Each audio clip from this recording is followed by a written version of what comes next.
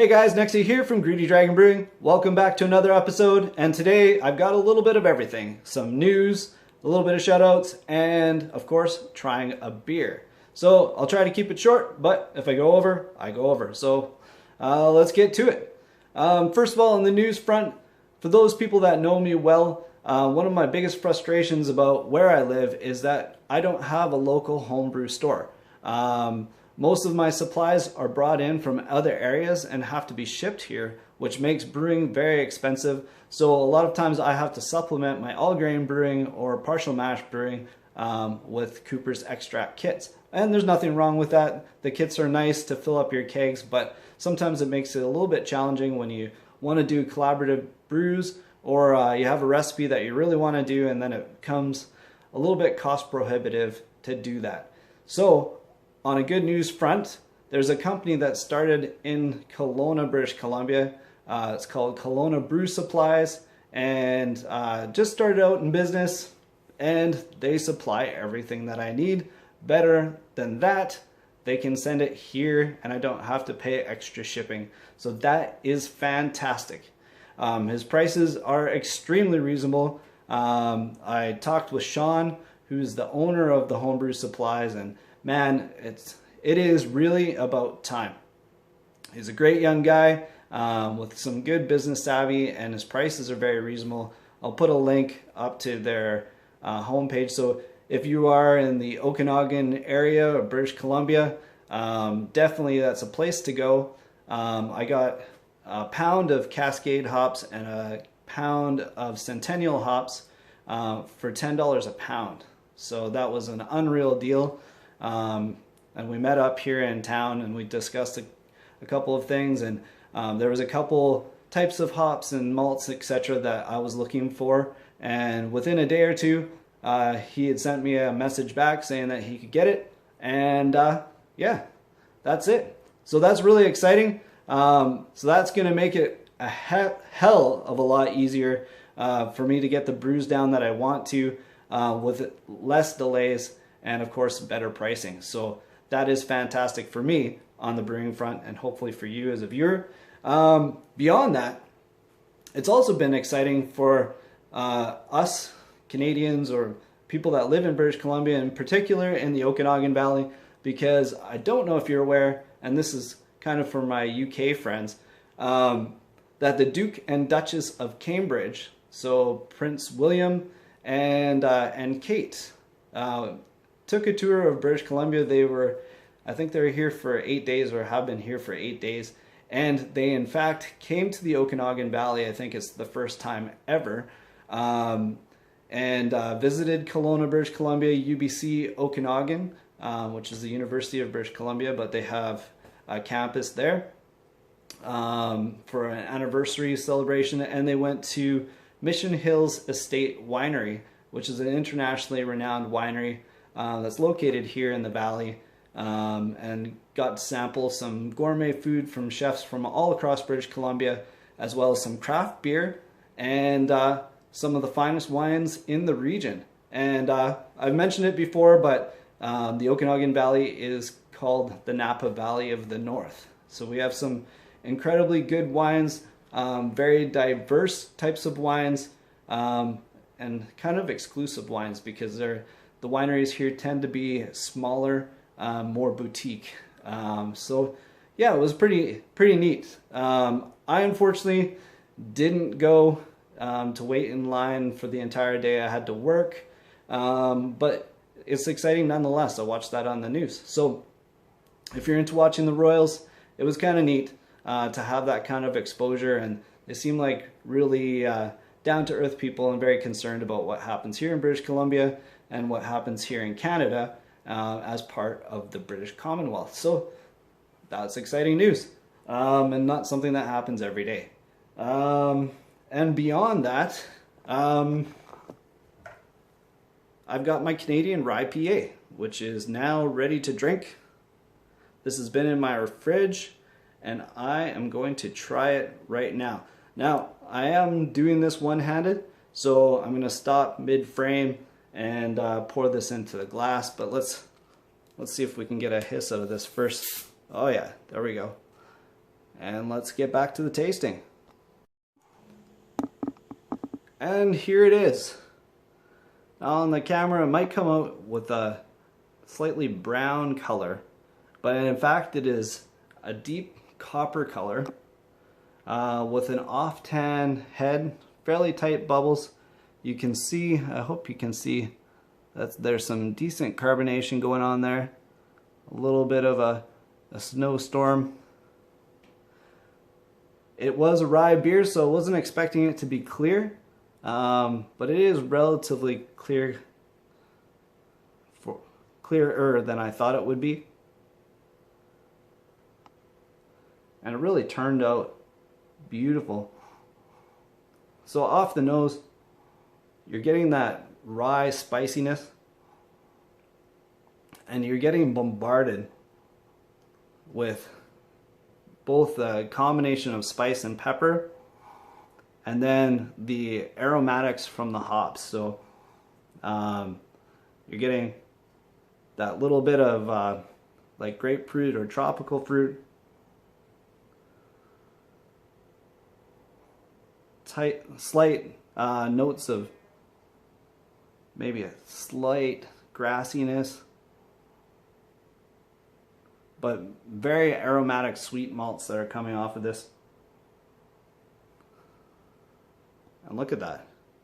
It's looking good. I'm quite pleased with how that is looking. So let's dive in.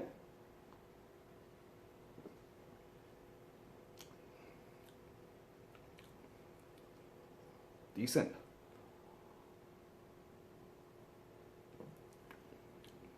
So it's got a medium body. Again, the spiciness is following through on the palate. So you are getting that little spiciness on the tongue. Very slight bitterness. Mostly you get that pepperness from the rye itself. Getting a little bit of the citrus. A little bit almost like a grapefruit. Sweetness from the malts. It's finishing nice and dry, but leaves just that little hint of sweetness left on your tongue. So all in all, I think this came in at about 5%, 5 to 5.25%. And I'm very happy with how it turned out. Very happy. You can see there's solid lacing on the glass. And came in right, I guess, the way that I wanted it to. So I was really trying to get the IPA aroma to come through, which I think it did, but not in an overpowering way. And I really wanted to get that peppery spiciness from the rye. And I think the rye flakes gave it that little extra top up, and also provided that little extra body that I was looking for. So all in all, I'm pretty happy with this, and I hope to have some out to some lucky people out there soon. So I've got some in these PAT bottles, which I bought exactly for beer mail, so I'm hoping to get that out to a couple lucky people. So yeah, that's that. Now, on the shoutout side, first of all, I'd like to do a big shout out. Again, I mentioned it, Sean at Kelowna Brew Supplies. Shout out to you and your business, and I wish you well. I'm very excited to be able to buy some supplies from you and to refer other home brewers to your business, and I wish you the best. Root Boy Cooks is a pretty cool channel that I've gotten into, and he actually gave me a shout out a couple of episodes back, and I've been meaning to return the favor, but I haven't had an opportunity. I think there's nothing that really goes better with beer than cooking, in particular barbecue. And Sal always in the middle of his videos tries a beer. So he'll cook and he'll go through the steps, and his recipes look absolutely dynamite. But then he stops and has a beer and kind of showcases a beer, which I think is really cool and really neat. And then back to the food, and the food is phenomenal. So Sal, big shout out to you. I really enjoy your channel, so keep up the good work.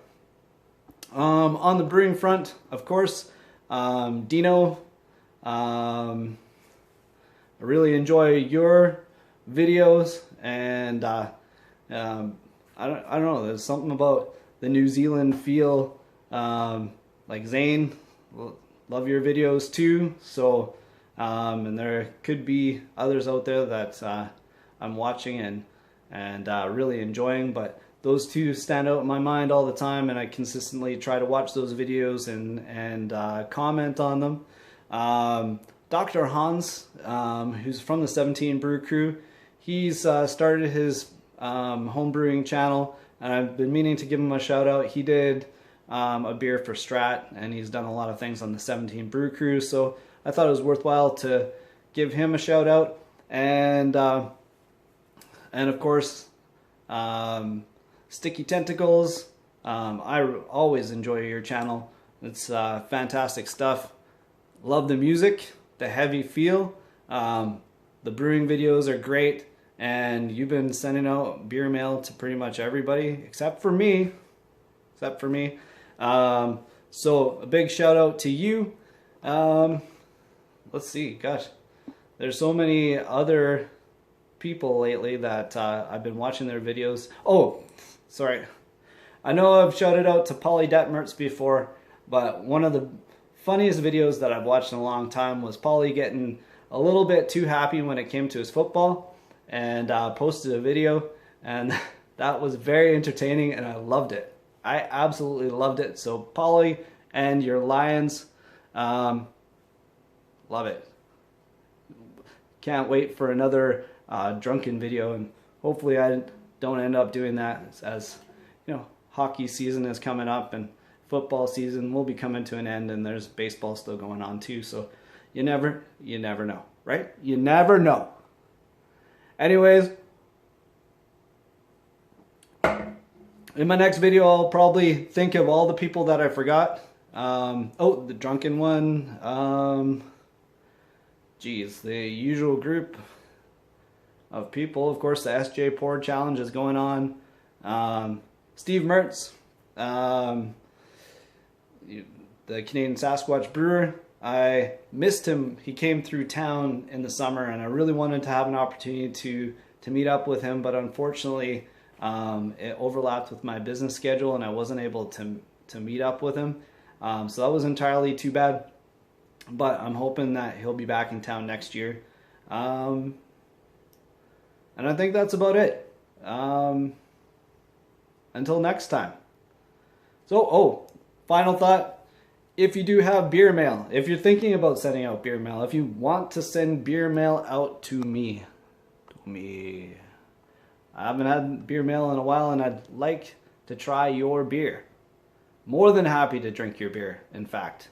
So send me a message, or send me an email, text me up, whatever the case may be, and hopefully we can make something happen. Oh, and I'm almost at 400 subscribers, so I will actually be secretly sending out some prizes to some of my subscribers. If you're a consistent subscriber, make sure I have your information, because something might appear at your door. This is Greedy Dragon Brewing. Come on over, pull up a chair, and have a beer with me. Cheers, and 17.